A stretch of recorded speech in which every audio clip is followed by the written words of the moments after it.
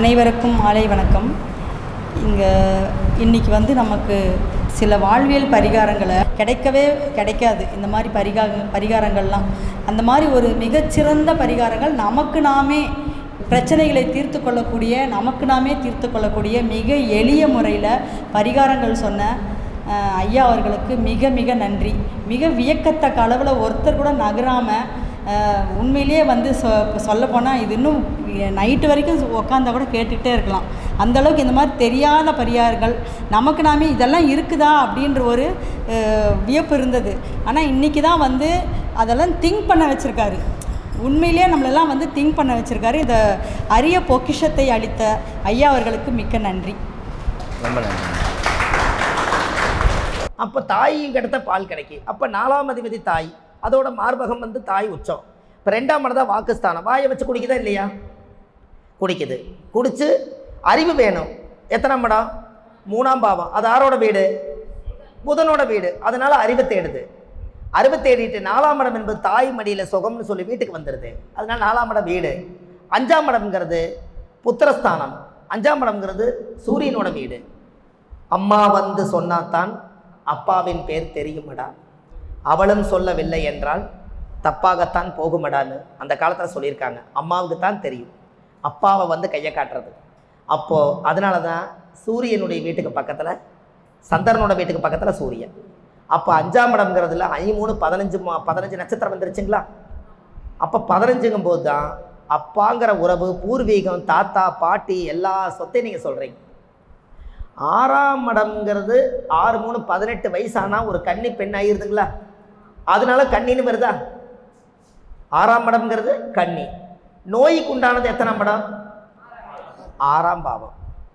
மரணத்துக்கு உண்டானது எத்தனாம் இடம்? மரணத்துக்கு உண்டானது எத்தனாம் இடங்க? 8. அப்போது அங்கே பாருங்கள், 6ஆம் பாவம் நோய், அது பெண்ணு. 8ஆம் பாவம் மரணம். ஒருவருக்கு ஒருத்தியாக வாழணும். ஏமாந்து பல பக்கம் வாழ்ந்தால் நோய் வந்துடும். நோய் வந்தால் மரணத்துக்கு போயிடுவேன். அதனால துலாம்ங்கிறது நீதியாக வாழணுங்கிறதுக்காக துலாத்தை வச்சுக்கிறாங்க. அப்படி 6 8க்கு நடுவில் தான் 7ஆம் படம். அப்போ 7ஆம் படம் தான் அங்கீகார உறவு. 6ஆம் படம் தான் நோய். கன்னிங்கிறது ஒரு பெண்ணுகிட்டேருந்து ஒரு நோய் உற்பத்தி ஆகி வாங்கி வந்தால் மரணம் உனக்கு உறுதின்னு சொல்லுது. இந்த 2க்கும் தப்பிச்சு உண்மையாக அங்கீகாரத்தோட ஒரு மனைவி கட்ட பாலன்னு சொல்றதுக்காகத்தான் காலச்சக்கரத்துக்கு 7ஆம் இடம் துலாம்ங்கிற தெராசை கொண்டு போய் துலா தெராசை வச்சுக்கிறாங்க. ஏன்னா எல்லாரும் வாழணும். ஆனால் எப்படி வாழணுங்கிற ஒரு உதாரணத்தை சொன்னேன், வேறெல்லாம் ஒன்றும் இல்லை. அப்போ துலாம்ங்கிறது நல்லா யோசிச்சு பாருங்க. அப்போ துலாம்ங்கிறது தாம்பத்தியம்ங்கிறது எங்கே எடுத்தீங்க? உங்கள் லக்கணத்துக்கு 7ஆம் இடம் தாம்பத்தியம் எடுத்தீங்க. ஆனால் காலபுருஷத்துக்கு 7ஆம் இடம் தாம்பத்தியம் இருந்தால், சார் தாம்பத்தியம்னு சொல்கிறேனே உங்களுக்கு தப்பாக தெரியுது. தாம்பத்தியம்னா என்னன்னு தெரியுமா உங்களுக்கு? தான் பத்தியமாக இருந்து வாழ்க்கையை ஆரம்பிச்சுக்கிறதுனால தாம்பத்தியம்.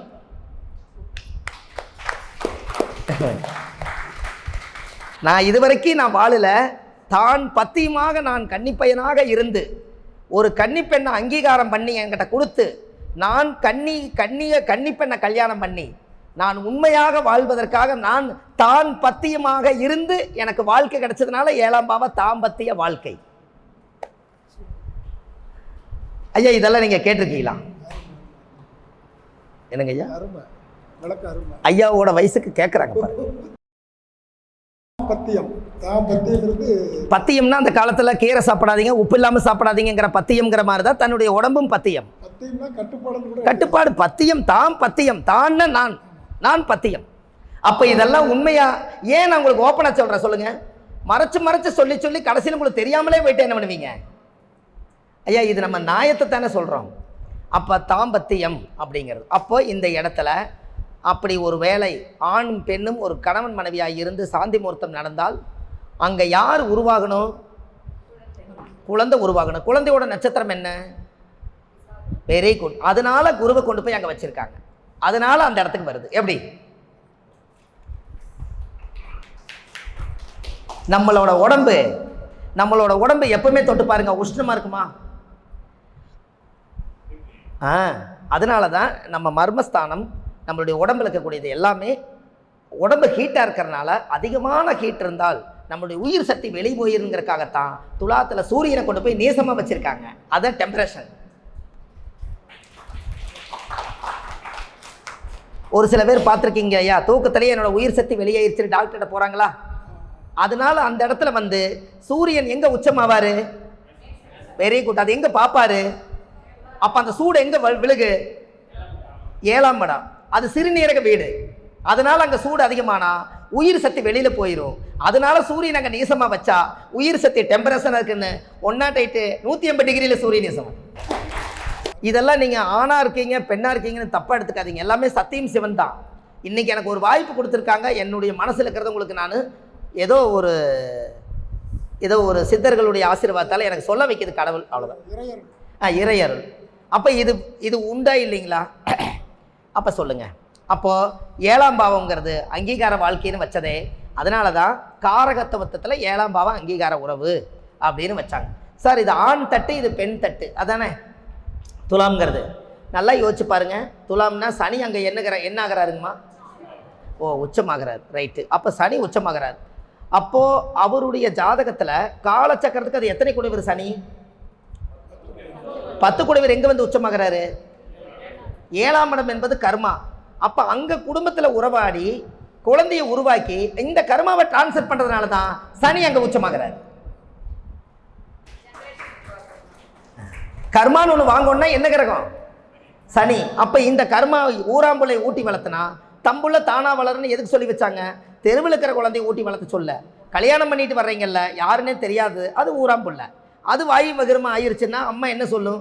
ஆப்பிள் ஆரஞ்சு மாதுளம்பழம் கொய்யாப்பழத்தை வாங்கி ஊட்டி விடு. ஊராம்பிள்ளைக்கு ஊட்டி விட்டீங்கன்னா உன்ற வயிற்றில் வளர உன்றக்குள்ள தானா வளருன்னு சொன்னாங்க. அதுதானே இது. ஒரு பொண்ணு மாப்பிள்ளை பார்க்க போனீங்கன்னா அவர் என்ன உத்தியோகத்தில் இருக்கிறாருன்னு கேட்பாங்க.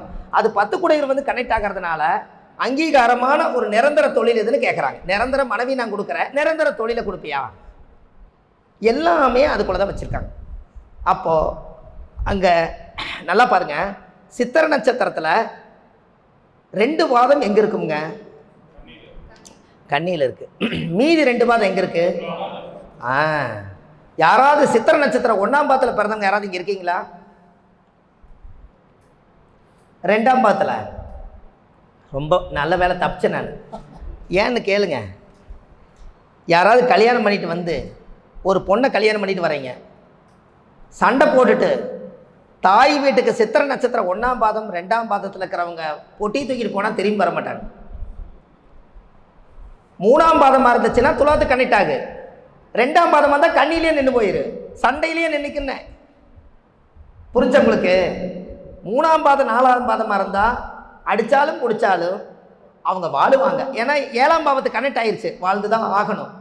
இது அதிகமாக எனக்கு இந்த வாழ்க்கையே வேண்டாம், யார் பஞ்சாயத்து பண்ணாலும் நான் வாழ மாட்டேன்னு சொல்கிறது அத்தனையுமே சித்திரை 1ஆம் பாதமும் 2ஆம் பாதமும் அது கண்ணிலேயே நின்று போச்சு. இந்த இடத்துக்கு கனெக்டே ஆகலை. அதனால தான் அவங்கள கல்யாணம் பண்ணி கொடுக்கும்போதே நீங்கள் சாமி புருஷன் அடித்தாலும் பிடிச்சாலும் எக்காரத்து கொண்டு போட்டி தூக்கிட்டு வீட்டுக்கு வந்துடாதுன்னு சொல்லி கல்யாணம் பண்ணி கொடுப்போம். பார்த்து அந்த சித்திரை நட்சத்திரத்தில் 2ஆம் பாதத்தில் இருக்கிறவங்க இரட்டை தன்மையாக இருக்கக்கூடிய புதன் இருப்பதனால அவங்களுக்கு அந்த தோஷம் அடைஞ்சதுனால அவங்களுக்கு கல்யாணம் பண்ணி 1 வருஷம் 2 வருஷத்துக்கு அப்புறம் மறுபடியும் அவங்களவே இருதாரம் அதே மாப்பிள்ளைக்கு அதே பொண்ணை 2 தடவை கல்யாணம் பண்ணுங்க, அந்த தோஷம் அடிபட்டு போயிடும். அவர் கல்யாணம் பண்ணும்போது சித்திரை 3ஆம் பாதத்துலேயாவது கல்யாணம் பண்ணிட்டு அப்போ தானே வாழ்க்கை நிற்கும். 2 தடவை கல்யாணம் பண்ணுங்க, ஆட்டோமேட்டிக் சரியாயிடும். ஐயா 7ஆம் அதிபதி சுக்கர நேசமானாலே 2 தடவை அதே மாப்பிள்ளை கல்யாணம் பண்ண சொல்லுங்க, வாழ்க்கை ஸ்டாக் ஆயிரும். அதெல்லாம் அப்புறம் பார்த்துக்கலாங்க. 7ஆம் அதிபதி காலச்சக்கரத்துக்கு இப்போ மேசத்துக்கு 7ஆம் அதிபதி யாரு? சுக்கரன். அவர் எந்த வீட்டில் போய் நீசமாகிறாரு? அப்போ 7 குடைவர் கண்ணியில் நீசமாயிட்டா கண்ணி. அப்போ 7 குடைவர் வந்து நீசமானாலே உனக்கு முதல் வாழ்க்கை தங்காதுன்னு நம்ம சொல்கிறோம் ஜோசியத்தில். அப்போ முதல் வாழ்க்கை தங்கலைன்னா அப்படியே வாழ்ந்துட்டு இருக்கிறீங்க. என்னைக்காவது ஒன்று பிரச்சனை பண்ணி புட்டுட்டு போகிறக்கு முன்னாடி 1 வருஷத்துக்குள்ள 6 மாதத்துக்குள்ள அதே தாலியை கட்டி இன்னொரு தாலியை கட்டியாச்சுன்னா ஸ்ட்ராங் ஆயிருமில்ல. என்னங்க ஐயா? அப்போது எல்லாமே பாருங்கள், அந்த நட்சத்திரத்துக்குள்ளே எவ்வளவு தூரம் ஆண்டவன் அந்த அனுகிரகத்துக்குள்ள. அப்போ சித்திரை சொல்லிட்டான். சுவாதி நட்சத்திரம் இருக்கா இல்லையாங்க? சுவாதி நட்சத்திரம் துளாராசி வருதுங்களா? சித்திரை சுவாதி விசாகம். அப்போ கரெக்டாக 180 டிகிரி எங்கே விழுகுது? சுவாதியில் விழுகுது இல்லைங்களா? சுவாதி நட்சத்திரத்தில் ராகுவோட கண்ட்ரோலில் இருக்குது. ப்ளஸ் கொஞ்சம் பாதி வந்து குருவு கொடுத்து விசாகத்தில். அப்போது சுவாதி நட்சத்திரக்கார் வந்து சுவாதி நட்சத்திரத்தில் இங்கே யாராவது சுவாதி நட்சத்திரக்கார் இருக்கிறாங்களா? நம்ம கேட்குற நட்சத்திரமா? இல்லை எனக்காகவே வரலைங்க. ஏன்னா சுவாதி நட்சத்திரம் வந்து தேன்கூடு, தேன்பூச்சி. கேள்விப்பட்டுக்கிறீங்களா? தேன்பூச்சி. அவர் உருவாக்குறது மட்டும்தான் அவரோட வேலை. பேங்கில் பணம் போட்டு வச்சுருந்தா யாரோ தூக்கிட்டு விட்டுருவாங்க. ஏன்னா சுவாதி நட்சத்திரம் என்பது தேன்பூச்சி. ஊரெல்லாம் சேர்ந்து தேனை கொண்டு வந்து தேன்பூச்சி கொண்டு வந்து தேன் ராட்டில் வச்சு அழகாக வாழ்ந்துக்கிட்டு இருக்கு. எவனோ ஒருத்தன் அந்த தேன் ராட்டை தூக்கிட்டு போயிடுவான். புரிஞ்சுங்களாம்மா? யாரோ ஒருத்தர் தேன் ராட்டை தூக்கிட்டு போயிடுவாங்க. அப்போ சுவாதி நட்சத்திரக்காரு கஷ்டப்பட்டு பேங்கில் பணம் போட்டு வச்சிங்கன்னா அவரது மட்டும்தான் தூக்குவாங்க, வேற யாரும் தூக்க மாட்டாங்க. நீங்கள் கேட்டும் பாருங்க, ஏமாற்றமாக இருக்கீங்களான்னு கேளுங்க. சுவாதி நட்சத்திரக்கார இந்த மாதிரி காசு திருட்டு போகிறது, நான் கஷ்டப்பட்டு சேர்த்து வச்சிருங்க, ஒருத்தர் ஏமாற்றிட்டு என்னை கொண்டு போயிட்டாங்கிறது, இது எல்லாமே அதுதான். சார் செவ்வாய் சனி சேர்ந்தா ஊர் சாபம். புரியுதுங்களா? செவ்வாயும் சனியும் சேர்ந்தா ஊர் சாபம். அப்படின்னு என்னங்க? சீட்டு போடுறாங்க, ஊர் காசை வாங்குறாங்க, எடுத்தவங்க கட்டலை, ஏஜெண்ட்டு ஊரை விட்டு ஓடிடுறாரு, இவரும் கொஞ்சம் பணத்தை எடுத்துகிட்டு போயிடுறாரு, அந்த ஊரே என்ன பண்ணுது? வர சாபம் கொடுக்குது. இதுக்கு ஒரு பரிகாரம் வேணுமா வேண்டாமா உங்களுக்கு? செவ்வாசனி சேர்ந்துக்கிறவங்களுக்கு பாருங்க, அவங்களுக்கெல்லாம் இருக்க மாட்டேங்குது. ஐயாவும் கை தூக்குறாங்க. செவ்வாசனி சேர்ந்தா அந்த ஊர் சாபம் எதனால் வருதுன்னா, நம்ம முன்னோர்கள் வந்து அந்த ஊர் காசை ஏமாத்திருப்பாங்க, 10-20 பேர்த்துக்கிட்ட பணம் வாங்கி ஏமாத்திருப்பாங்க, இல்லாட்டி வேற ரூபத்தில் அந்த கிணற மூடி இருப்பாங்க, ஊரே தண்ணி குடிக்கும், அந்த கிணற போய் இவங்க மூடி போடுவாங்க கோபதாபத்தில், யாரும் தண்ணி குடிக்க வேண்டான்னு. ஆனால் ஊரே தண்ணி குடிச்சது. அப்போ என்ன ஆகும்? ஊர் சாபம் வரும். அதுக்கு ஒரு பரிகாரம் என்னென்னா, சிவ ஆலயத்தில் போய் ஆலய மணி வாங்கி கட்டி விட்டு 108 தடவை அடிச்சுட்டு வந்தீங்கன்னா ஊர் சாபம் நீங்கிடும். ஐயா, மணி அடித்தா வீட்டு கேட்குமா ஊரு கேட்குமா? சொல்ல மாட்டேன்ட்டீங்களே. என்னங்க? ஊருக்கே கேட்கும். அப்போ ஊர் சாபம் நீங்குமா? ஐயோ, கடவுளுக்கு ஏதோ பூஜை பண்ணுறாங்க, யாரோ மகராசன் மணி வாங்கி கொடுத்துக்கிறாரு, அவரும் நல்லா இருக்கும்னு சாபம் விட்ட பாயே என்னாகும்? வாழ்த்தும். அப்போது அது மட்டும் பண்ணல, நீர் மோர் வீடு தவறாமல் கொடுக்கணும். அதுக்கு அடுத்தது அந்த ஊருக்கே தண்ணி சப்ளை பண்ணணும். ஒரு நாள் சாபம் விட்டாங்கன்னா எதில் வந்து பரிவர்த்தனை யோகம் ஆகுறாங்க ஐயா? தண்ணி சொம்பில் தண்ணி கொடுத்தார மாத்துறாங்க. அதனால ஊருக்கே தண்ணி கொடுக்கணும். அப்போ ஊர் சாபம் நிவர்த்தி ஆயிடும். சார், ஆயிலோமம் வீட்டில் பண்ணலாமா வேண்டாமா சொல்லுங்கள்? ஆயிலோமம் வீட்டில் பண்ணலாமா வேண்டாமா? பண்ணலாம்.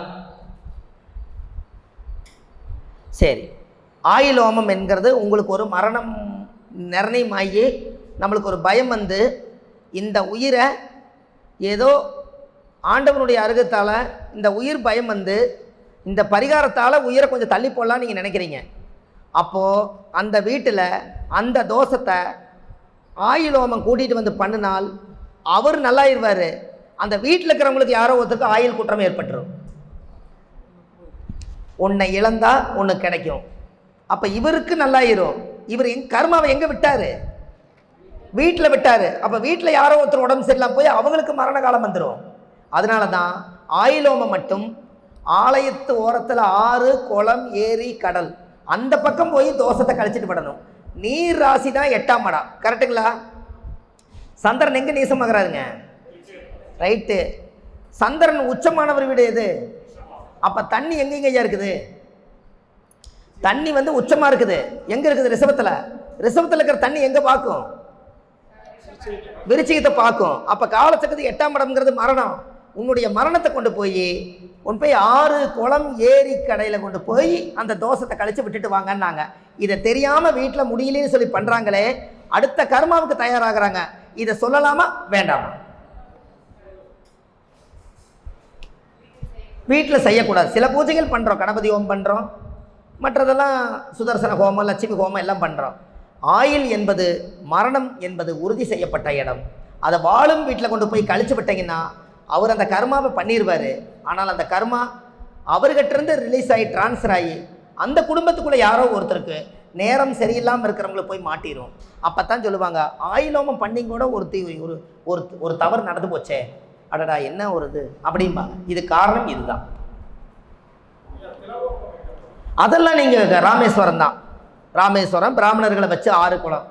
ஆயிலோமம் ஒன்று மட்டும் நீங்கள் என்ன பண்ணுறீங்க, மரணத்தை தள்ளி போடுறீங்க. அதை தள்ளி போடுறது தன்னோட வீட்டுக்குள்ளே போட்டால் அது என்ன ஆகும்?